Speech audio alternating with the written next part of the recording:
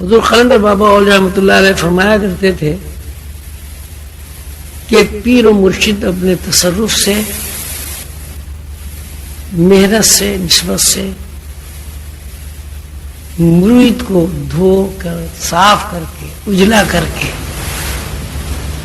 جو روشنیاں اس کے اندر منتقل کرتا ہے، مرید اگر 1 منٹ کا غصہ کرے تو 3 سال کی روشنیاں ختم ہو جاتی ہیں۔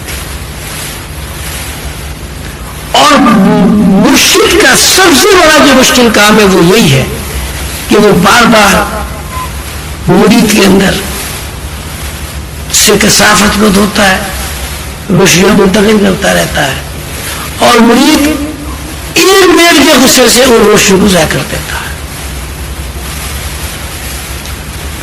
مرید بھی نہیں تھکتا، پھر مرشد بھی نہیں تھکتا۔ اگر اللہ تعالیٰ کی مدد شامل حال ہوتی ہے تو کام بن جاتا ہے، ورنہ اسی صفائی ستھرائی میں یہ بھی مر جاتا ہے، یہ بھی مر جاتا ہے۔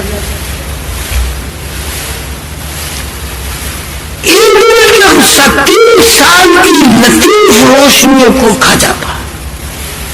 والکاظمین الغیظ والعافین عن الناس واللہ یحب المحسنین۔ اللہ تعالیٰ فرماتے ہیں کہ وہ غصہ کرتے ہیں، اللہ ان سے محبت نہیں کرتا۔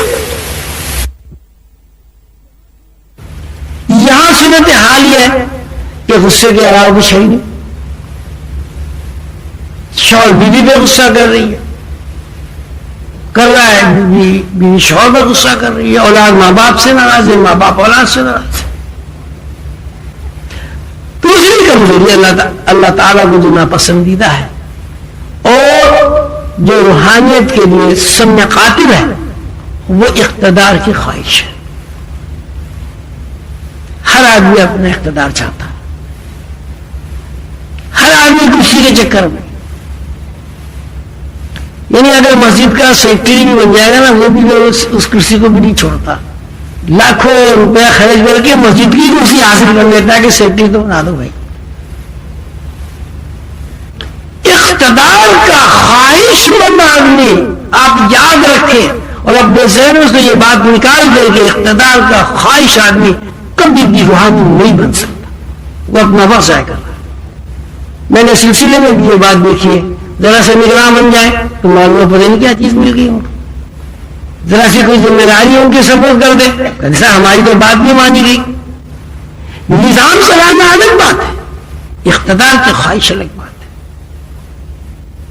جو لوگ اقتدار کی خواہش کرتے ہیں وہ دنیا میں چند آدمی تو اکٹھے کر سکتے، ہاتھ پیر تو چموا سکتے، روحانی نہیں بن سکتے۔ اور تیسری بات حضور قلندر بابا اولیاء نے فرمائی، جنس کا غلبہ۔ اگر کسی عورت کے اوپر، کسی مرد کے اوپر جنس غالب ہے، یعنی وہ اعتدال سے ہٹ گیا ہے، وہ بھی کبھی روحانی نہیں بن سکتا۔